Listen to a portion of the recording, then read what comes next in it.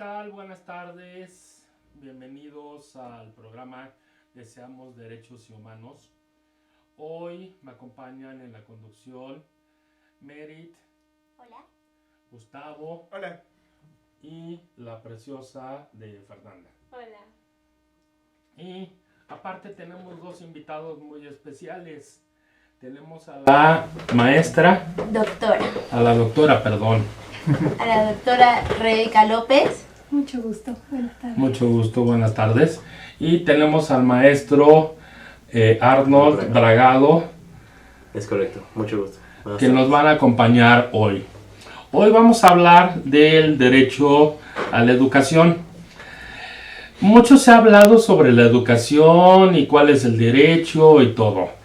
Hoy decidimos darle un giro a este tema porque muchas veces lo que nosotros planteamos para este programa casi nunca se dice o nunca se dice. Vamos a escudriñar un poquito la educación, vamos a rascarle para saber cuál es la realidad de la educación en nuestro país. Porque pues muchas veces estamos hablando de que no podemos, no tenemos adelantos en nuestra educación porque el presupuesto que se nos da del PIB hacia la educación es muy bajo. Hoy vamos a hacer comparaciones de países que también tienen esa parte del PIB hacia lo que es la educación. ¿Verdad, Merit? Sí. Bueno, para dar como un preámbulo debemos saber que en México la educación está estipulada en el artículo 3 de la Constitución mexicana, donde se va a decir que la educación básica va a ser preescolar, primaria, secundaria, y la obligatoria se le va a añadir la media superior, que va a ser la preparatoria o bachillerato. En nuestro país, y también en todo el mundo, hablar de la educación es saber qué es lo que le va a dar un plus a un país y lo que le va a dar a un desarrollo. Es por esto que también hay que decir la parte buena, que en México se está universalizando la educación primaria, en el que, pues bueno, o sea, sí, la cifra va a ser un poco grande. El 1.7 millones de niños no asisten a la escuela y el 1.4 millones de niñas no pueden asistir a la escuela entre los 5 y 17 años. Y en esto va a ser por razones, ya sea por trabajo enfocado a la agricultura o porque tienen limitaciones físicas. Pero se está buscando que pues esto se vaya eliminando poco a poco. Y bueno, también las deficiencias que pueden ser las brechas que existen entre ir subiendo de cada nivel educacional, ¿sabes? En donde cada vez se va a ir perdiendo más y en donde más se va a perder va a ser en la media superior. Desgraciadamente es, como tú lo dices, el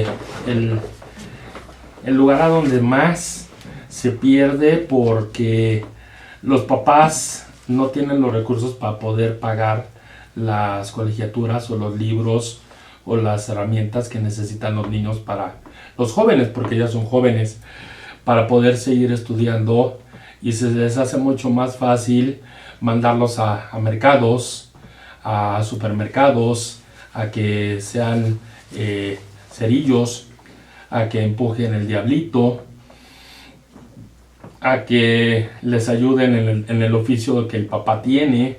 Entonces sí son muchas situaciones las que no permiten que estos niños y estas niñas terminen la educación media superior. Además de que existe una desigualdad de oferta de parte del Estado entre zonas rurales y zonas urbanas. No es tan fácil el acceso de las comunidades y de la población en este nivel educacional a que puedan asistir porque no tienen una institución a la que puedan ir, ya sea privada o pública. Sí, la cantidad de escuelas deja de ser grande y se va haciendo una coladera en la cual van quedando los alumnos poco a poco, ¿no? Pero yo quisiera irme a lo que es el presupuesto que designan los países hacia la educación, ¿no? Yo recuerdo hace años Suiza se hablaba que destinaba el 8% del PIB de su Producto Interno Bruto a la educación, y México en aquel entonces destinaba el 3%, y criticaban tanto a la educación mexicana que por eso ahorita vamos a hablar de cuál es el país que más dedica lo que es el PIB, su Producto Interno Bruto, a la educación, que nos lo va a decir esta Fernanda. Tú me habías comentado que era Sudáfrica, ¿no? No. ¿Sudamérica? Cuba. Cuba. Acuérdate que Que Cuba es el 12%. es el 12% del Producto Interno Bruto. Por eso muchas veces cuando dicen es que van a ir a estudiar medicina a Cuba, porque ahí están los mejores hospitales y porque ahí están los mejores doctores, es cierto, la medicina cubana es de las de mayor resultado y envergadura que existen en el mundo. Sí, bueno, también creo que aquí cabría mencionar que si bien es cierto que los países y una buena forma de saber cuánto gastan en educación es a través del porcentaje del PIB que gastan en educación, también es cierto que esta medida puede ser un poco engañosa. Por ejemplo, en México para 2012 se tenía aproximadamente un 5.2% del gasto del PIB en educación. Esto lo ponía al nivel de los países de la OECD. Sin embargo, cuando se hace el gasto per cápita, es decir, todo el gasto que se usa por cada uno de los alumnos, entonces la cifra arrojaba que México era el país que menos gastaba en la OECD. Entonces también es importante no solamente como el gasto en porcentaje de PIB que cada país pueda destinar o no a sus estudiantes, sino también cuánto está gastando en cada uno de sus estudiantes, y si estos estudiantes, por ejemplo, son de educación básica, si están gastando en educación media o superior, porque ahí también podría haber un sesgo, si se está gastando mucho en educación, por ejemplo, superior, en licenciaturas, posgrados, entonces también estamos dejando a muchos niños que no pueden acceder a educación básica y están quedando fuera de todo este presupuesto. Entonces creo que es importante también conocer en qué se está gastando realmente todo este dinero en cada uno de los países. Yo quisiera preguntarle a nuestros invitados si creen que el presupuesto que se le designa a la educación en nuestro país es correcto o es incorrecto. Bueno, pues lamentablemente ahí lo que nos ha dejado la experiencia y el pobre manejo de las instituciones es que efectivamente en México se destina poco presupuesto a las instituciones educativas, y lamentablemente de este poco presupuesto que se determina para esas instituciones educativas llega aún menos a las escuelas. La verdad es que hablamos lamentablemente de mucho desvío de estos capitales que a fin de cuentas ya no llegan a donde estaban destinados en un inicio. Eso evidentemente merma la calidad de la educación que podemos brindarle a todos los niños de México. Entonces, sí es lamentable hacer hincapié en esta cuestión, pero es necesario, puesto que es preocupante saber cuánto puede llegar realmente a las instituciones educativas. Y además de esto, el problema de la educación en México es un tanto más complejo. Todos nos fuimos para atrás cuando supimos que para este año todavía se reducía el presupuesto a mayor escala. Y lamentablemente de esa reducción de presupuesto, el 40% era lo que iba encaminado a la profesionalización de los encargados de impartir la educación de los profesores. Entonces, bueno, a nivel primaria, secundaria, los planes de estudio pueden ser muy buenos, muy ambiciosos, pero si el profesor no está preparado, no van a tener la eficiencia. Y otro lado que ya mencionaron es el abismo que hay entre la educación a nivel urbano y en las zonas rurales. Si ustedes mandan al profesor mejor calificado a una zona rural donde los niños van a llegar después de 2 horas de camino sin desayunar, no van a tener la misma eficiencia. Y hablando aquí mismo en nuestra alma mater, en la UNAM, tenemos alumnos que vienen a clases a las 7 de la mañana, también con 2 horas de camino, y llegan igual sin desayunar. Entonces, pues no es de sorprenderse que la eficiencia terminal que hay a nivel primaria, secundaria, e incluso en la universidad, no es adecuado. Es peligroso, ¿no? Eso, esa falta de inversión en nuestro país conlleva malos estudiantes, malas calificaciones, malas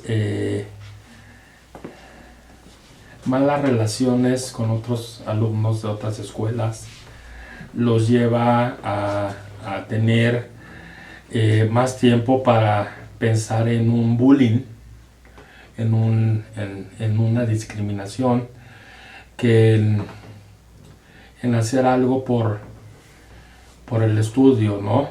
No los mantenemos a nuestros alumnos comprometidos con los libros, no los metemos a leer, no los metemos a desarrollar temas, a crear cosas nuevas. Yo hace un año hice una investigación sobre el nivel de desarrollo que en Estados Unidos y en México existía. Resulta ser que en un día de Estados Unidos se presentan 350 patentes de artículos nuevos. En comparación con México, estamos hablando que en el día se presentan dos patentes de artículos nuevos. ¿Dónde queda la genialidad del mexicano? En el albur nada más, porque es lo único que tienen, ¿no? ¿En dónde queda la capacidad de desarrollo del mexicano? Pues en un laboratorio donde no tienen herramientas para... recursos necesarios. Así es, no tienen recursos necesarios. Entonces, ¿a dónde queda el ingenio mexicano? En la basura. Y el presupuesto que actualmente se maneja es recible con el pretexto de que las gasolinas han subido, de que tenemos que pagar la gasolina como tiene que ser, de que la reforma agraria, la reforma de energía y la reforma petrolera, y estamos hablando de reformas que no están sirviendo de nada a nuestro país. Yo creo que es un círculo vicioso en el que va a llevar a la fuga de cerebros, porque yo creo que el ingenio sí lo hay, pero no hay como las oportunidades, porque si se está hablando de que hay personas que están destinando 2 horas de camino de ida y 2 horas de camino de regreso, es porque las ganas existen, pero no está bien formulado para que sea algo que esté al alcance de todos. Pero tú llegas con la doctora, y la doctora trata de tener los mejores libros para poderles dar conocimientos a los alumnos, y resulta ser que esos libros no están a su alcance, de que muchos libros son tan caros que no los pueden adquirir en la universidad, o los mismos maestros que dan las clases no tienen el capital necesario para poder solventar esos gastos. Entonces, pues estamos hablando de una situación en la que no hay recursos para tener una buena educación. El caso de los libros, pues es algo muy clásico. Ustedes pregúntenle a cualquier universitario y su sueño va a ser el libro X que no pudo conseguir, y cuando se gradúa es lo primero que compra. Afortunadamente, bueno, tenemos bibliotecas, pero sí es una realidad también que a veces hay insuficiencia del material. Ahora, el Internet es otra puerta abierta para los que tienen Internet. Sí, Pero estamos hablando de lo mismo. Si la educación es un derecho para todos y no todos tienen ese acceso, entonces regresamos al mismo punto. sí, regresamos al bajo rendimiento, a las bajas calificaciones, a los bajos conocimientos, a la baja capacidad para desarrollar y pues tenemos un México donde la educación es muy baja y pues no nos podemos poner a compararnos con países de Arabia y no nos vayamos más lejos, ¿no? Con Europa, jamás. Con los europeos, jamás. Las universidades de Europa son demasiado adelantadas para lo que somos nosotros los mexicanos, ¿no? Queremos ir a estudiar una maestría y llegamos y el what no nos lo quitan. Y ellos ya van muy adelantados en conocimientos. Sí, hablando de ese punto, a mí me gustaría recordar esta situación de que, bueno, la educación en México siempre está muy arraigada a cuestiones del pasado. Los sistemas creo que no se han actualizado de forma correcta. Es complicada esta parte de la cultura del mexicano. La verdad es de que en estos momentos un niño, antes de comprarle un libro y enseñarle a leer, ya tiene una tablet para poder jugar, ¿no? Esto yo creo que es por cuestión de los padres, de darle esto para que no los estén molestando, quitarlos, entretenerlos en ciertas cosas que no están orientadas al mejor hábito del mexicano, ¿no? Creo que sí tenemos que enseñar a nuestros niños a leer, enseñarles que es un mundo muy diferente, es un mundo en el que te vas a meter por un cierto tiempo en unas páginas, ¿no? Toda esta cuestión de que nos estamos envolviendo en mucha tecnología y todo esto, porque en muchas ocasiones, regresando a los precios de libros y tablets, es mucho más barato comprar de repente una tablet que ya sale en muchos tianguis y a que conseguir los libros, ¿no? Ya en bibliotecas ya no los encontramos, en librerías mucho menos, ya es muy complicado esta parte de estar al alcance de las herramientas para la educación. Claro, y yo creo que también algo ahí que podría ser importante es aprender a darle el uso a estas nuevas herramientas, porque como bien decía la doctora, por ejemplo, a veces conseguir un libro es muy complicado porque ya no está la edición, porque es un libro en inglés que solamente lo venden ciertas editoriales, y bueno, seguimos hablando de esto después del corte, ¿les parece bien? Me parece Sí, excelente. vámonos Perfecto. a Bueno. corte comercial y regresamos.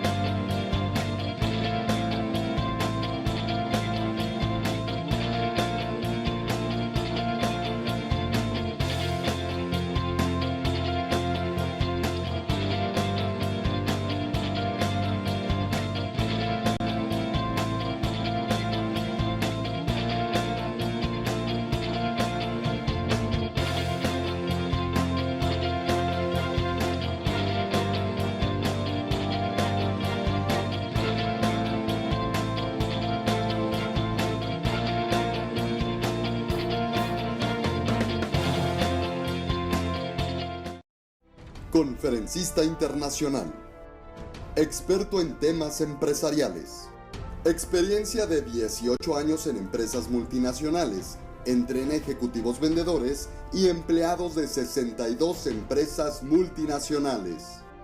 Conductor del programa Líderes en Acción en Astele.tv. Ha brindado más de 2.500 conferencias en México, Centro y Sudamérica. Orador profesional y campeón nacional de oratoria. Considerado el comunicador del año. Gildardo Avendaño.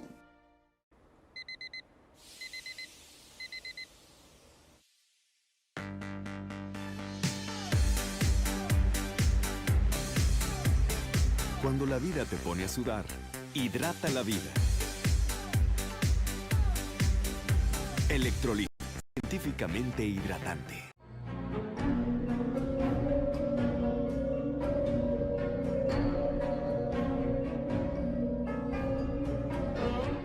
Rosso Fragola. Arte en fresa que seduce tus sentidos.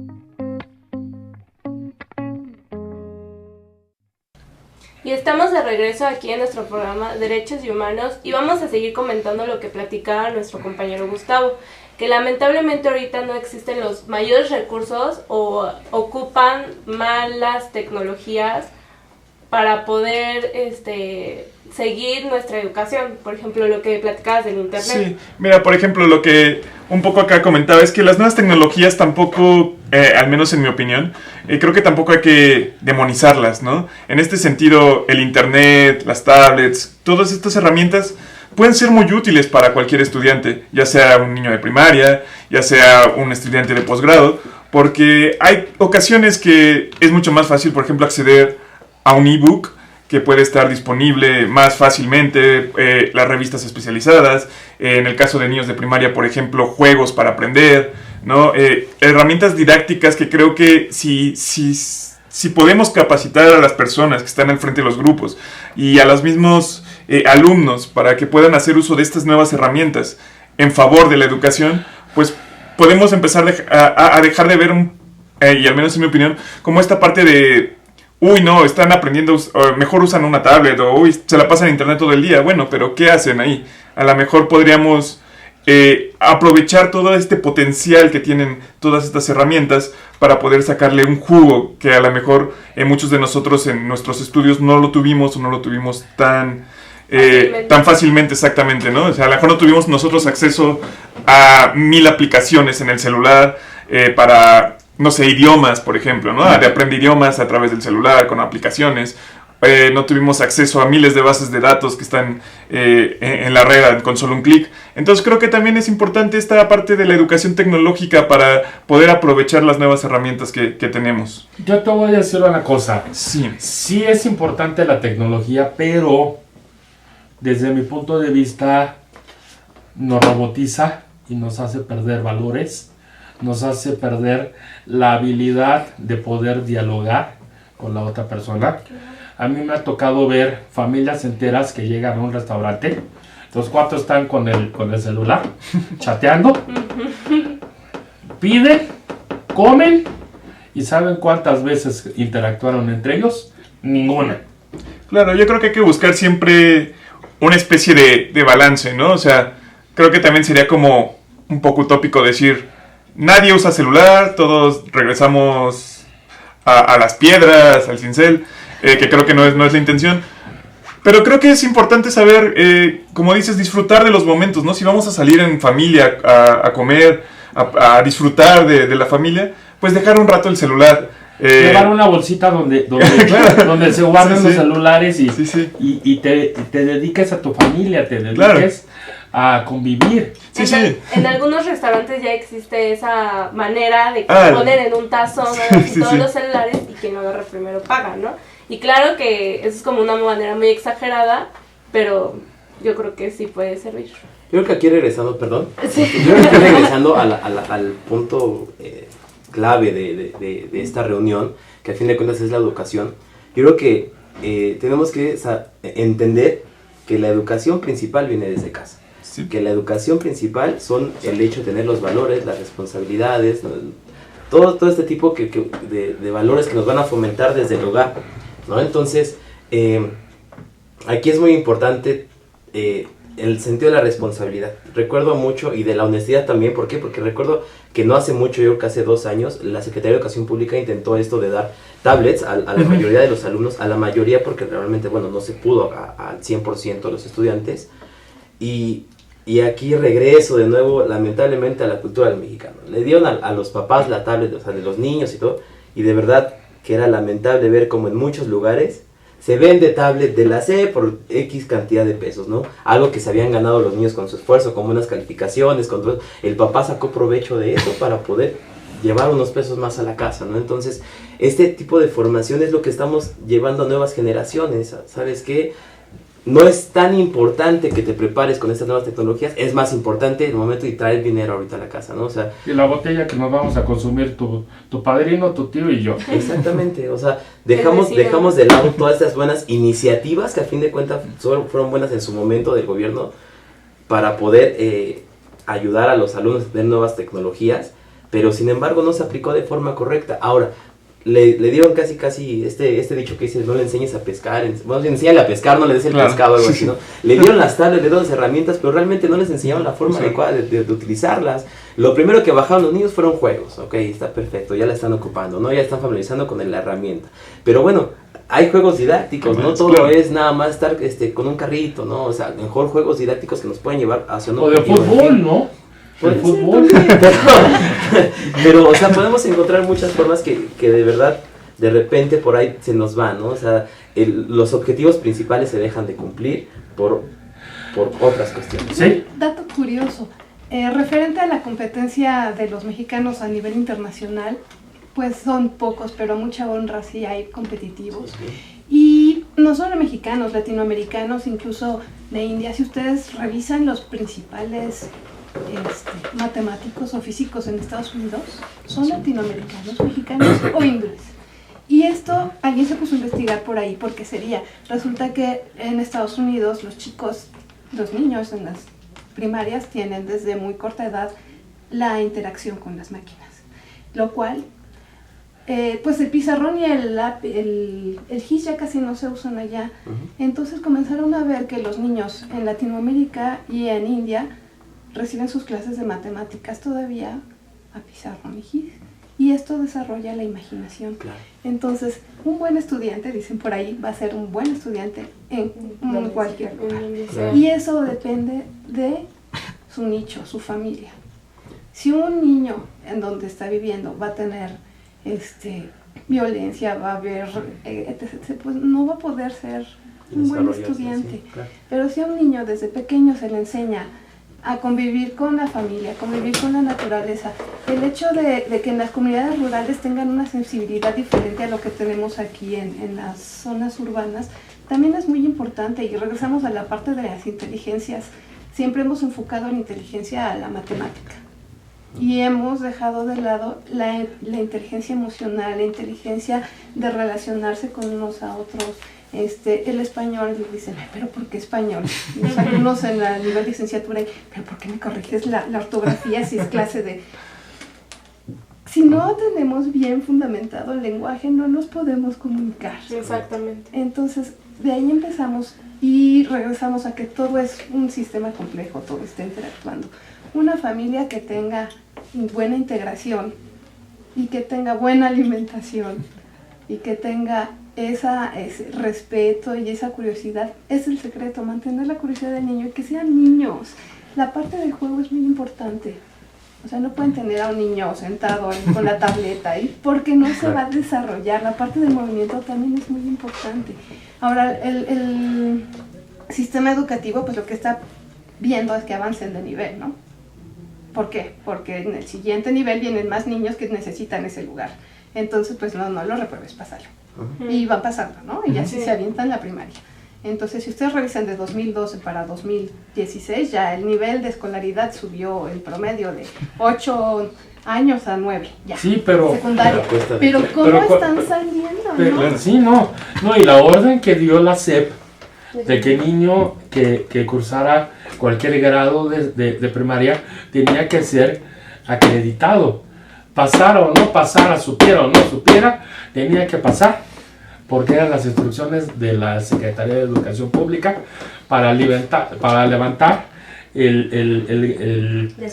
la escolaridad de nuestro país y que no pudiéramos decir que en nuestro país no hay analfabetas. ¿A dónde estamos llegando? ¿Quién sabe? Mi pregunta sería a Arnold, a Rebeca, de cada 100 niños que cursan primaria, ¿cuántos llegan a terminar una carrera? 8. ¿8? 8. 8, ok. Arnold. Sí, tengo un dato muy similar, entre 8 y 10 alumnos son los que llegan a concluir sus carreras universitarias. Yo tenía uno más duro y más radical. Yo tenía que 2 alumnos de primaria terminan una carrera. No sé, dejémoslo en 8. Creo en ustedes que son docentes. Hay que ser optimistas para que sea 8, ¿no? Yo fui docente en algunos años, actualmente ya no estoy actualizado, pero sí 8 de cada 100, estamos hablando de un país de tercera. Estamos hablando que solamente el 25% puede acceder a ingresar a una universidad, y lo que comentábamos también es el interés existe, pero muchas veces no los recursos, y el nivel de deserción incluso en licenciatura es muy alto. Y ya si hablamos de cuántos de estos egresados pueden ejercer su carrera, el dato yo creo que sí se va a los 2. Sí. Sí. ¿Cuántos doctores yo he visto que están como taxistas? Exactamente. ¿Cuántos administradores que están como barrenderos? Volvemos a la mentalidad del mexicano. ¿Cuánto gana alguien que vende lo que quieran? Tacos. No, sí, la sí. ¿Y cuánto tiempo le invierte? ¿Cuánto tiempo invirtió el profesionista? ¿Y cuánto gana un profesionista recién egresado? No es mentira, yo he visto así en la misma empresa. Y bueno, yo soy bióloga. Es de las carreras menos bien pagadas. En la misma empresa, tiempo completo de bióloga, 4,000 pesos. 4,000 pesos por 8 horas diarias. En la misma empresa, contratando una secretaria, con el mismo horario, las responsabilidades mínimas por contestar el teléfono, con prepa, 5,000 pesos. Es incoherente. Es que también siento que es mucho la salida fácil, ¿no? Que algunas veces podemos llegar a tener. Y también, o sea, hace rato que están diciendo los de las tecnologías, a lo mejor las iniciativas sí son bastante buenas, pero que cuando fueron lo de las telesecundarias, cuando a las comunidades se les daban las computadoras, ¿quién las mantenía? O sea, no había ni electricidad, mucho menos internet, no había nadie que, a lo mejor que ni siquiera la supiera usar y que les pudiera dar a los niños la forma correcta de usarlos. Había muchas comunidades que tenían computadoras y tenían que apagar todas las luces de toda la comunidad para poder prender las computadoras 2 horas y tener clase de computación. ¿Dónde está la congruencia, señor gobierno? ¿Por qué decimos y hacemos pura estupidez? ¿Por qué metemos capital bueno y le apostamos al mal? No lo entiendo. Yo no entiendo cómo yo, el gobierno, voy y meto computadoras en una comunidad donde no hay luz, pero las dejo ahí y puedo decir que estoy dejando las computadoras en esas comunidades, y entonces esas comunidades van a tener una mejoría en estudios y en desarrollo, siendo una falacia, porque si no hay luz, ¿cómo les digo? Sí, pues sí, lamentablemente así son este tipo de programas. Sí, o incluso pudiendo haber luz, pudiendo haber las condiciones, digamos, técnicas para el uso de las computadoras, muchas veces los maestros ni siquiera sabían usarlas, ¿no? Entonces, ¿cómo ibas a enseñar a un niño a usar este tipo de herramientas cuando, pues, como tú, como maestro, como docente, tampoco tienes la capacitación? O sea, y a veces tampoco es porque no quieras, ¿no? Sino a veces que también tú como docente de un pueblo rural nunca has visto una computadora o no tienes una computadora en casa. El gobierno tampoco te da un curso de capacitación para esto, más que dar las computadoras. Entonces creo que ahí es un problema que no solamente abarca como a la educación, como bien dicen, sino es un problema que tiene que ver con muchas dimensiones que, bueno, lamentablemente tenemos en México, ¿no? Por ejemplo, no sé si recuerdan hace tiempo el programa Enciclomedia, donde querían poner pizarrones, o más bien pusieron pizarrones inteligentes en la mayoría de las primarias, y como dicen, o no había luz, o el maestro no los sabía usar, o los guardaban mejor porque no se los vayan a robar, ¿no? Entonces, ¿cómo la mentalidad incluso, por ejemplo, de nuestro problema de seguridad que vive el país, implica que a lo mejor hasta te dé miedo, ¿no? Usar esos. Hasta que los roben. Ajá, te dé miedo que tu hijo traiga una tablet porque no se la vayan a quitar. Entonces creo que es un problema bastante grande que va más allá de solo la educación como tal, y que bueno, que es pues preocupante y alarmante, sobre todo pensando en que esas van a ser las próximas generaciones, ¿no? Que les va a tocar un país que a lo mejor va a estar con altos grados de violencia, con altos grados de desigualdad, y bueno, creo que sí es importante hablar como en estos espacios sobre este tipo de problemáticas. Yo creo que todas las problemáticas, realmente la educación no es el motivo, ¿no? O sea, la educación es el motivo de la corrupción, de la desigualdad, de la violencia, ¿no? Pero a fin de cuentas creo que la educación sí es la respuesta para este tipo de problemas. A fin de cuentas, con una muy buena educación podemos solventar todo este tipo de problemas, y a largo plazo, esperando que fuera a mediano plazo, poder ir poco a poco bajando estos índices de problemáticas que se viven.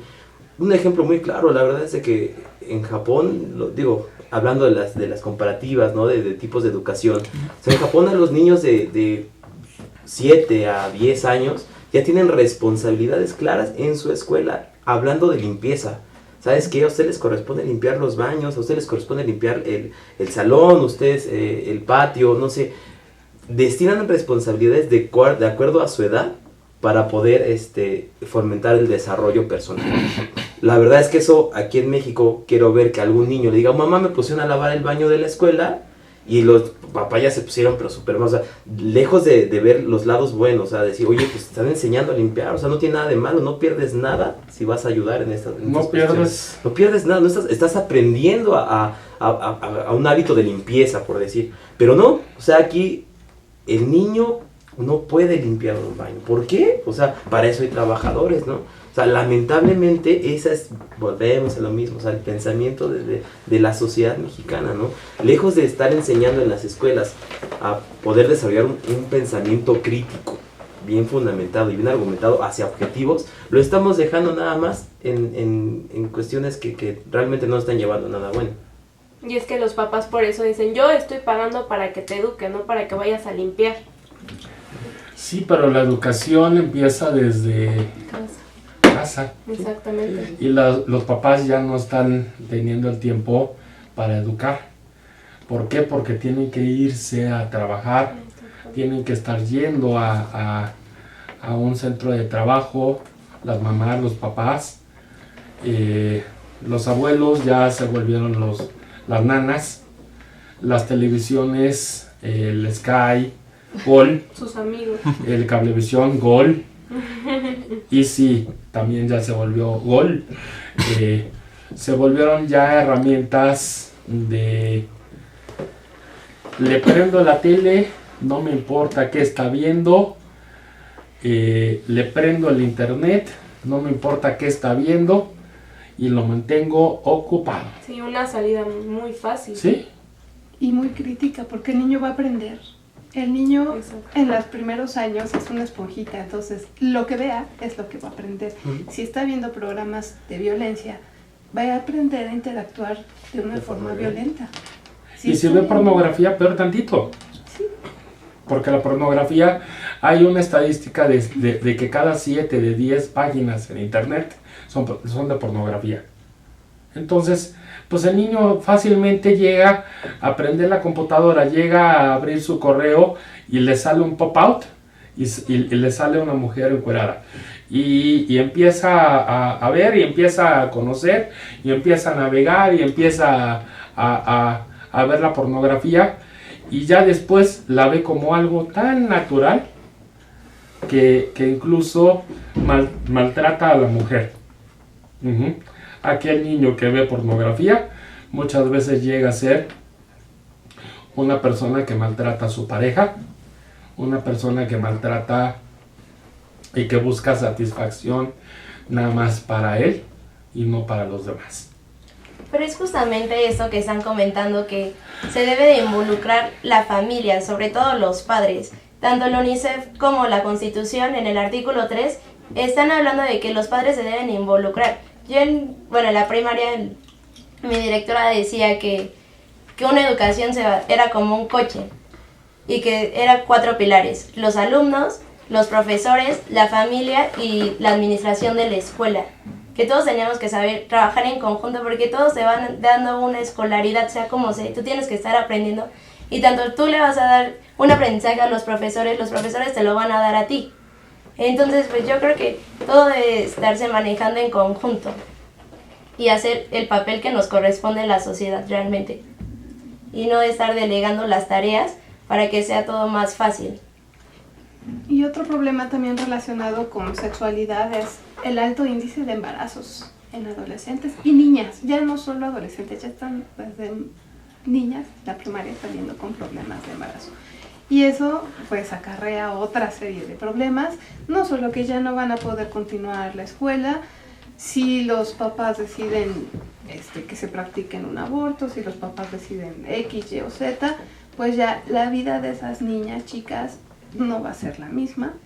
Y tenemos por eso ahora una gran cantidad de niños con madres inmaduras que no tienen la menor idea de cómo criarlos. Niñas. Y esas futuras generaciones, pues, Sí.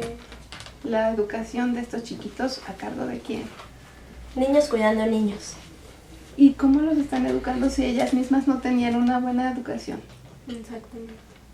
Bueno, y recordando, por ejemplo, el programa pasado, los que estuvimos acá, que se hacía un énfasis específico en que el acceso a la información de los niños es un derecho, ¿no? Entonces creo que es importante que haya una educación en cuanto, podríamos llamar una educación tecnológica, una educación en cómo usar este tipo de nuevas herramientas, ¿no? Porque creo que son importantes, creo que los niños de ahora pues crecen con eso, ¿no? O sea, no podemos como ocultarlo, negárselo. Sin embargo, creo que sí podemos educarlos para que puedan hacer uso de estas tecnologías, que además es su derecho. O sea, no es algo que se lo inventaron, ¿no? Es un derecho de todo niño poder acceder a estas nuevas redes de información. Entonces creo que aquí lo importante es educarlos, y también no solo a los niños, sino a los papás, ¿no? A toda la comunidad en general, de cómo podemos usar este tipo de herramientas para, pues ahora sí que digamos que para que el niño pueda tener acceso a nuevos contenidos, que pueda aprender, que pueda desarrollarse, y que, como hemos dicho, que tenga también un balance entre lo que sería, pues, tener una vida, no sé, salir a jugar con sus amigos, ¿no? Poder salir a disfrutar de una comida con los papás, con los hermanos, con los primos, con la familia. Entonces creo que sí es fundamental hacer énfasis en que debe de haber una educación para este nuevo tipo de tecnologías, y desde mi punto de vista no decir que son malas o que tendremos que alejar a los niños de eso, porque no lo vamos a lograr. No vamos a lograr que el niño no entre a internet, no vamos a lograr que el niño no use una tablet, no vamos a lograr que el niño no conozca cosas, pero sí podemos educarlos para que sepa cómo usarlos y para que sepa los riesgos y los beneficios que hay en cada uno de ellos. También regresando, a los derechos de los niños, ya que hiciste hincapié en el programa pasado, también dicen que los derechos deben de hacer sus actividades de acuerdo a su edad. Entonces, obviamente, los niños, desde muy pequeños, y es lo que estamos platicando de la educación, tienen derecho a ir a la escuela, no a trabajar. Yo sé que ahorita sí es muy complicado, pero yo creo que debe de haber una organización para poder ayudar a esos niños que son de bajos recursos, para que ellos también tengan una educación y no nada más entregarles tablets y computadoras, o sea, libros. Realmente lo que necesitan son libros. Pero libros, yo creo que libros, sí, pero libros que no estén manipulados por el gobierno. Exactamente. Porque nos vamos a la historia, nos vamos al civismo y todo está manejado al antojo del gobierno que está. Yo recuerdo, hace algunos años me tocó ir a Los Pinos, a hacer una visita con un grupo de alumnos que llevaba, y me acuerdo que nos empezaban a hablar, era la administración del PAN, y nos empezaban a hablar de los presidentes del PRI y todas las, entre comillas, asquerosidades que hicieron en Los Pinos, que pusieron una disco en la planta baja, en el sótano de Los Pinos, porque el hijo de uno de los presidentes le gustaba mucho ir a bailar, y uno oye ese tipo de cosas y dice, oye, no me vengas y no me quieras manipular para creer en tu partido y atacar a los demás, ¿no? ¿Qué es lo que pasa ahora? Las redes sociales. Todo el mundo dijo, vamos a poner la bandera de México para demostrarle a Estados Unidos y a Trump que todos estamos unidos. Pero si se dan cuenta, si ponemos la bandera de México, ponemos la bandera del PRI. Y estamos siendo manipulados por la imagen del PRI, por la insignia del PRI. Y al final de cuentas, eso no se vale. ¿Quieres poner algo? Pon el escudo nacional, pon algo mexicano en tu Facebook, en tu Twitter, en tu WhatsApp, pero no pongas una bandera que te lleva psicológicamente a entender otras cosas. Y veía que te reías respecto a mi comentario. No, si nos dos risas y no. No, es que si nos podemos hablar de todas las incongruencias, por no decir corrupción y demás, si realmente todo se hiciera como se tiene que hacer, México sería otro. Así es. Y eso se empieza desde casa, otra vez. Si cada uno pone su granito de arena, si cada uno se encarga de educar bien a sus hijos, en un futuro tendrá que cambiar, pero no es de hoy para mañana. Así es. Desgraciadamente, al parecer, tenemos que irnos a decir adiós. A decir adiós. Yo estaba esperanzado de que me dijeras comerciales, pero no. Nos vamos directos, nos vamos ya terminando este programa, dejando muchas cosas sin terminar. No sé, Merit, Gustavo, Fer, ¿cómo verían que la próxima semana siguiéramos tocando el mismo tema?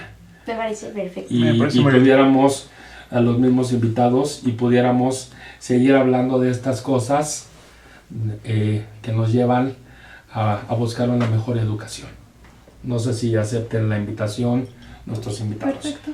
Sí, primero que nada agradezco esta primera invitación y claro que sí, por aquí estaremos el próximo programa. Entonces nos vemos la siguiente semana a la misma hora. Bye.